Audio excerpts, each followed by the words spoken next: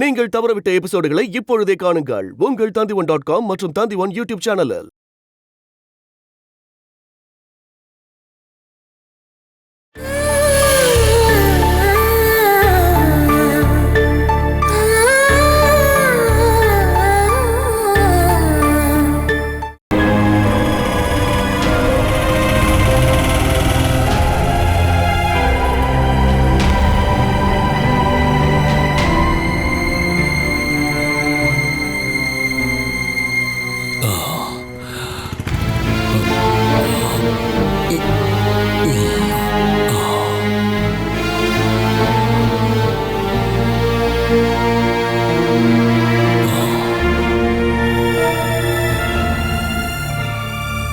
வாமா.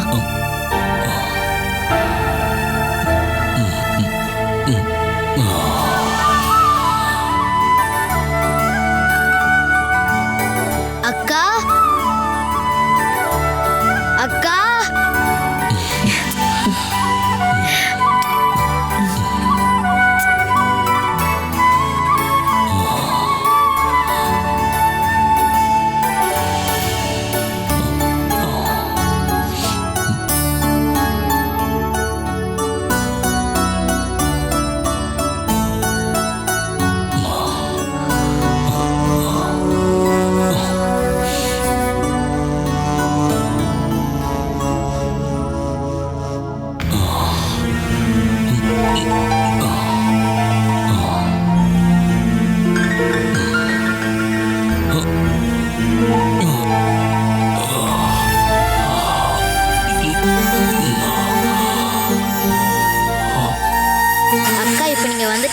எனக்கு ரொம்ப சந்தோஷமா இருக்கு. நான் போயிட்டு வரேம்மா. நான் சிவா கிட்ட சொல்லிடுறேன். வரேன். உள்ள போங்க.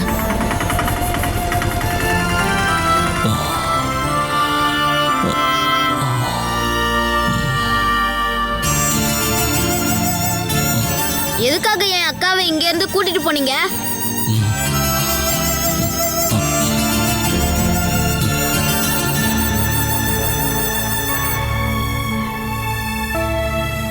டேய், எதுவும் பேசாதடா. அப்பாக்கு ரொம்பவே உடம்பு சரியில்லடா. இதுக்கப்புறம் இங்க இருந்து எங்க அக்காவை கூட்டிட்டு போறதுக்கு நான் கண்டிப்பா சம்மதிக்க மாட்டேன்.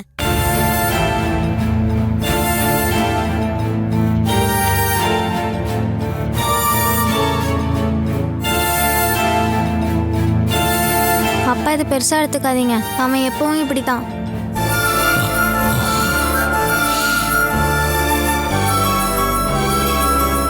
நான் ரூமை சுத்தம் பண்ணி வைக்கிறேன். அப்பா நீங்க வந்து படுத்துக்கோங்க. அக்கா இங்க வாங்க.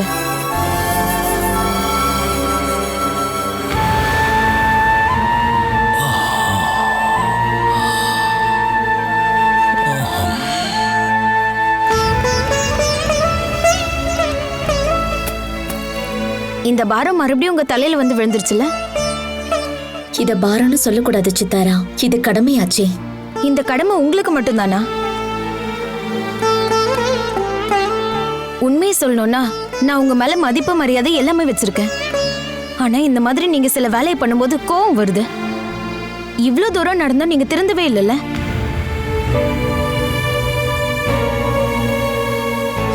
அந்த ஆள் இருக்கிறத பாத்தீங்களா? இந்த உலகத்திலே இவ்ளோ நல்லவர் இருப்பாரான்ற மாதிரி இருக்காரு. அதிகபட்சம் ஒரு வாரம், அதுக்கப்புறம் அவரோட உண்மையான சுபாவம் வெளியே வந்துடும். உங்க மானத்தை கெடுக்கிறதுக்கு எதுக்குக்கா இப்படி ஒரு ஆள் வேணும்? என்னோட பசங்களுக்காக தான்மா. அவங்களுடைய அப்பாவை இவர் இங்க இருக்கணும். இதுக்கப்புறம் அவர் சாகுற வரைக்கும் இங்கதான் இருப்பாரு.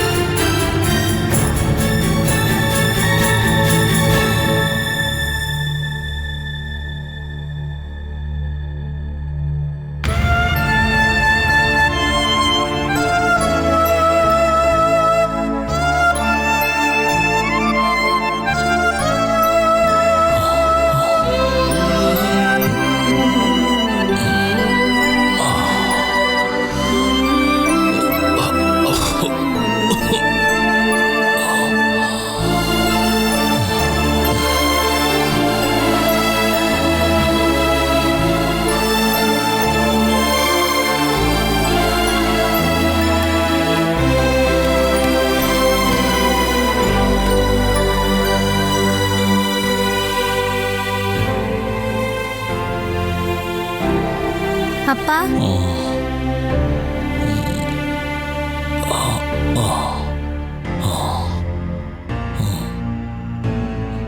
நான் ரூமை ரெடி பண்ணி வச்சிட்டேன்ப்பா.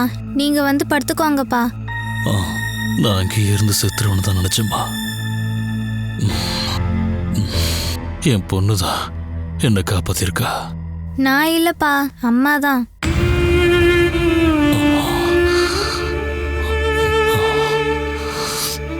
அம்மா உங்களை ஹாஸ்பிட்டல் கூட்டிட்டு போனதுனால தானே நீங்க உயிர் பழைச்சிங்க. நீ சொன்னதுனால தானே. எனக்கு தெரியுமா, அவ என் மேல வெறுப்பா இருக்கா. அப்படிலாம் சொல்லாதீங்கப்பா. அம்மா உங்க மேலதான் ரொம்ப அதிகமா பாசம் வச்சிருக்காங்க. ஆனா அதை பத்தி உங்களுக்கு தெரியாதுல்லப்பா.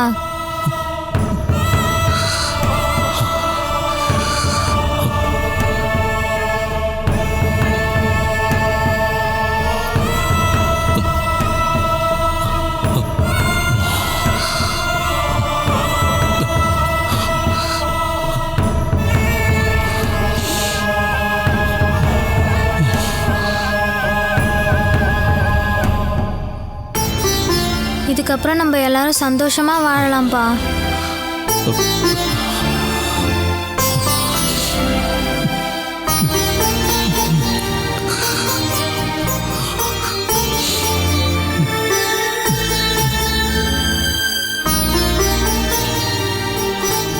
அப்பா, அம்மாப்பா,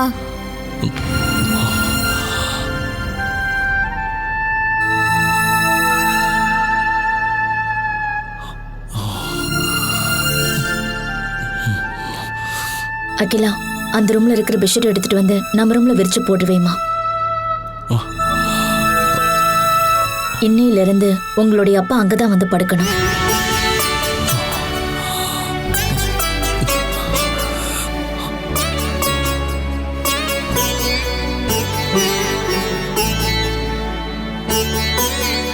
நீங்க அங்க வந்து படுத்துக்கோங்க. வேண்டாம் வேண்டாம் பாலா. உனக்கும் நம்ம பசங்களுக்கும் நான் பண்ண துரோகத்தை நினைச்சு பார்க்கும்போது எனக்கு அதுக்கு அருகதையே இல்லை.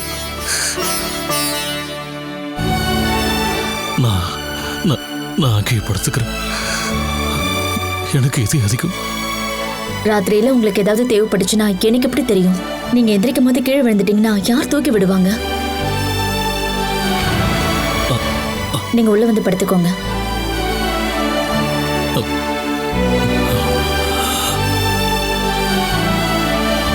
அகிலா, அப்பா உள்ள கூட்டிட்டு வாமா. நீ வாப்பா.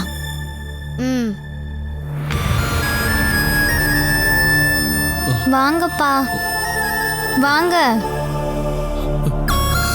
அப்பா வாங்க.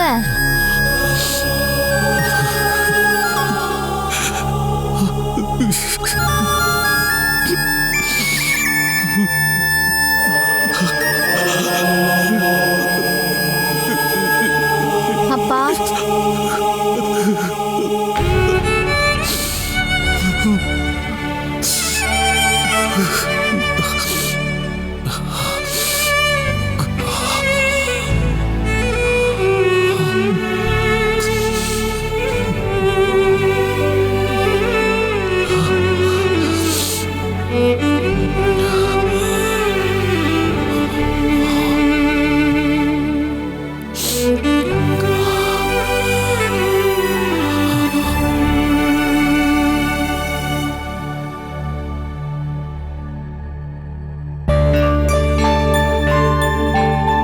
என்ன திருட்டு மொழி முழிக்கிறீங்க? அது வந்து கண்ணாடியில பார்க்கும்போது உனக்கு அப்படி தோணுது. ஓ அப்படியா?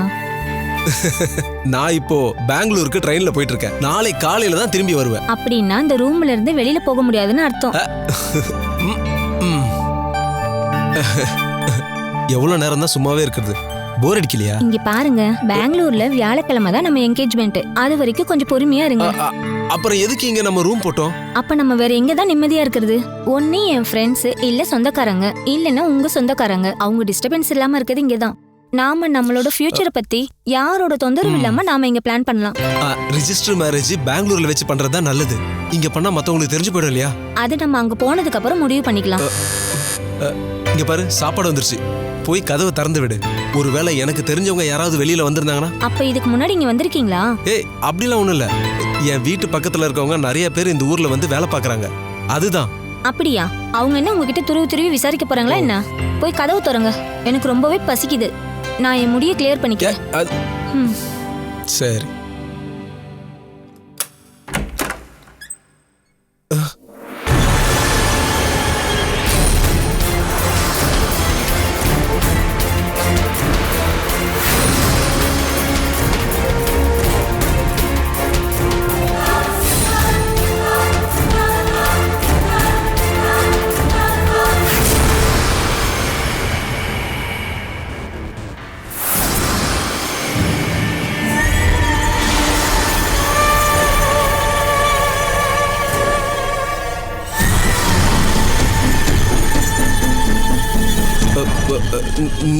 நீ எங்க? அதேதான் நானும் கேக்குறேன். கம்பெனி மீட்டிங் இங்க வச்சிருக்காங்களா? ஆஷா, அது பாதி தூரத்துல வரும்போது தான் ப்ரோக்ராம் மாத்திட்டேன்னு சொன்னாங்க. எம்டி இங்க தான் வந்துகிட்டு இருக்காரு. அப்புறம் அவர் என்ன இங்க வெயிட் பண்ண சொல்லியிருக்காரு. அத பத்தி உங்ககிட்ட சொல்லதான் கால் பண்ண, டவரே கிடைக்கல.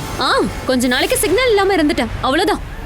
அது நீ எப்படி இங்க வந்தன்னு மட்டும் சொல்லு. சிக்ஸ்த் சென்ஸ் தான். நீங்க இந்த ஹோட்டல்ல இந்த ரூம்ல இருப்பீங்கன்னு எனக்கு டக்குன்னு தோணுச்சு. அது சரியாதான் போச்சு. அது ஏன் உனக்கு அப்படி தோணுச்சு? அற்புதம். ஆமாமா, பயங்கரமான அற்புதம். அப்படின்னா நீ இங்க ரொம்ப நேரம் இருக்க வேணாம். எம்டி இப்ப வந்துருவாரு. அந்த ஆள் பொண்ணுங்கன்னா ரொம்ப மோசமா நடந்துப்பான். அதனால என்ன, நீங்க தான் என் கூட இருக்கீங்கல்ல. இருந்தாலும் பொண்டாட்டிக்கிட்ட இன்னொரு ஆள் தப்பா நடந்துக்கும் போது புருஷனுக்கு கோவம் வரும் இல்லையா? அப்படிதானே? ஆமா, பயங்கரமா கோவம் வரும். இன்னொரு பொண்ணு கூட அந்த புருஷனுக்கு தொடர்பு இருந்தா என்ன பண்றது?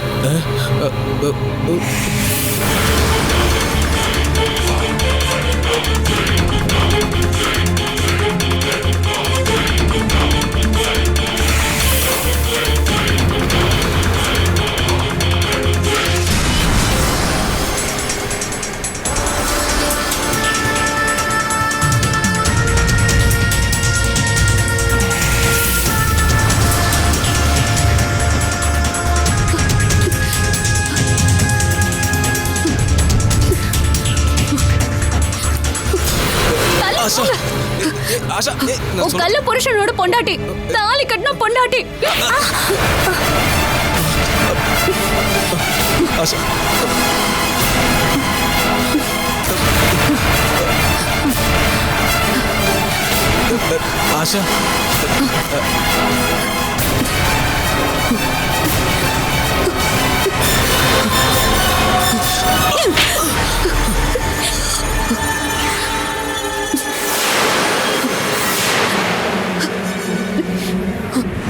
உனக்கு நான் வேண்டாம், அப்படிதானே? உன்னை கையும் களவுமா பிடிக்கணும்னு வந்தேன். பாத்தியா, நீயும் இவ்வளவு இந்த ஹோட்டல்ல ஒன்னா இருக்கீங்கன்னு கேள்விப்பட்ட உடனே அது உண்மையா இருக்க கூடாதுன்னு கடவுளை வேண்டிட்டு நான் ரொம்ப டென்ஷனா தான் இங்க வந்தேனே. வர வழியில பிரஷர் அதிகமாயி நான் கீழே விழுந்துட்டேன். ஹாஸ்பிட்டல்ல இருந்து தான் வரேன். அவங்க என்ன வீட்டுக்கு அனுப்பல, நானே தான் கிளம்பி வந்தேன். இப்படி ஒரு உறவு இருக்குன்னு தெரிஞ்சுக்கிட்டல. அது நன்றி கிட்ட நாயே. இதுக்கப்புறம் என் முகத்துல நீ முழிக்கவே கூடாது.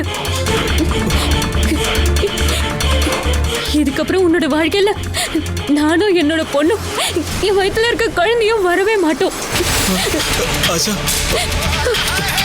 உனக்காக எல்லாரையும் தூக்கி போட்டுட்டு தானே நான் கூட வந்தேன். என் கண்ணீரோட சாபத்தை நீ கண்டிப்பா அனுபவிப்படா.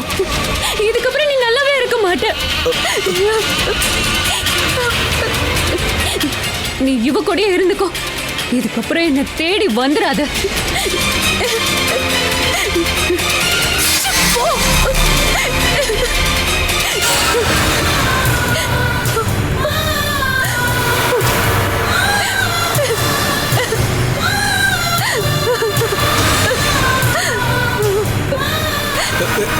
ரேகா, ரேகா, என்ன நீ நம்புமா?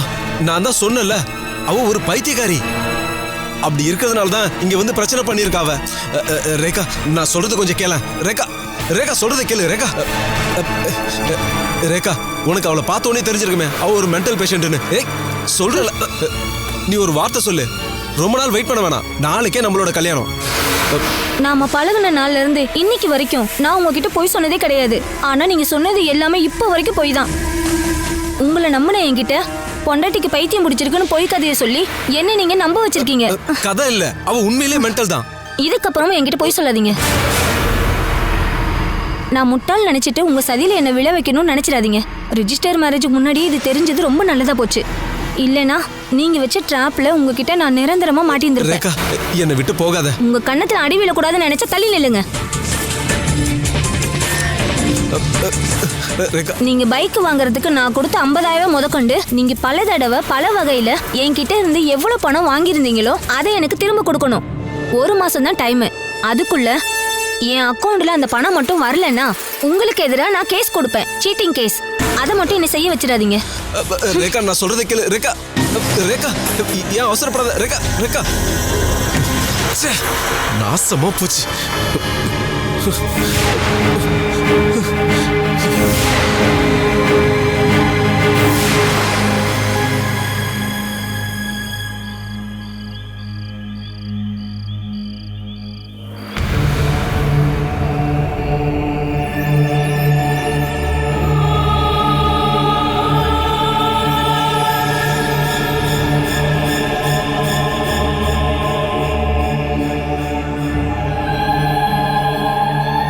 வாங்க.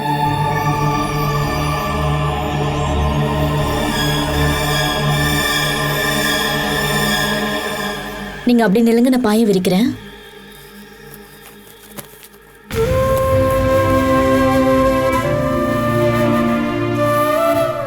நம்ம இங்கதான் படுக்கணுமா?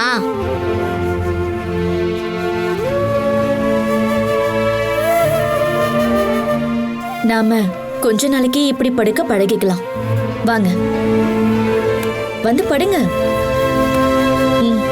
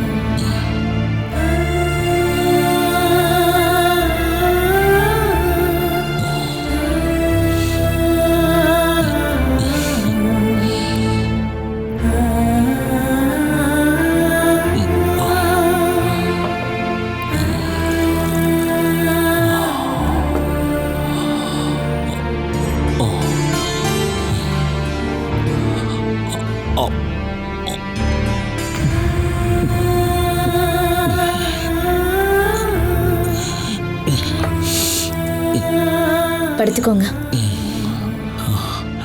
பாலா, கூடிய சீக்கிரம் டயாலிசிஸ் பண்ணணும்னு தானே டாக்டர் சொல்லியிருக்காரு.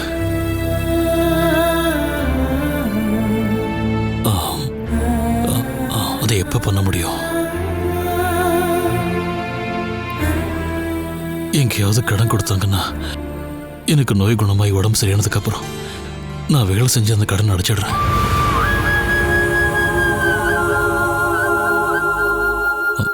இப்போதைக்கு எங்கேயாவது கிடைச்சா போதும்.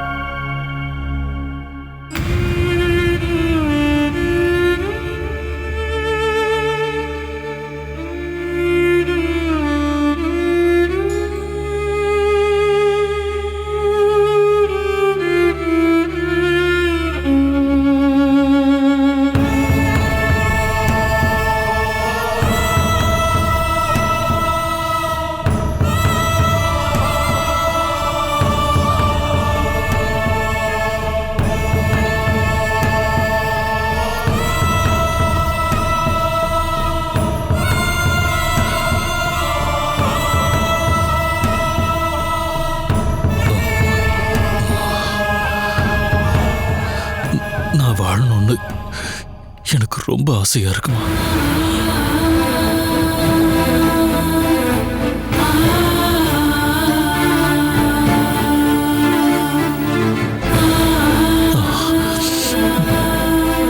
ஆனா பணம் அதுதான் பிரச்சனை.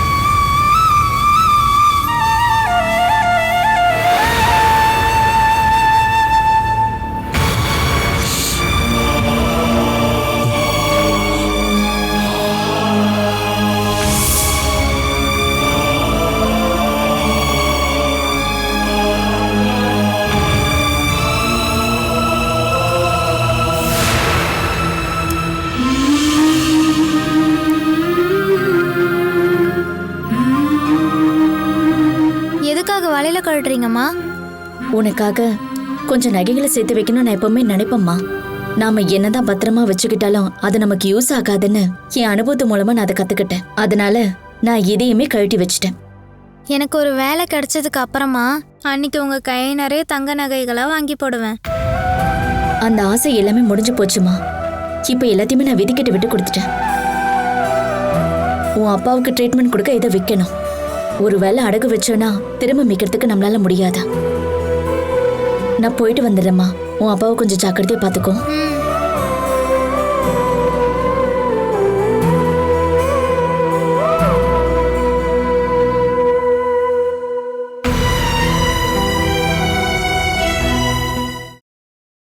Catch us on TV, Tandivan.com, Facebook and YouTube.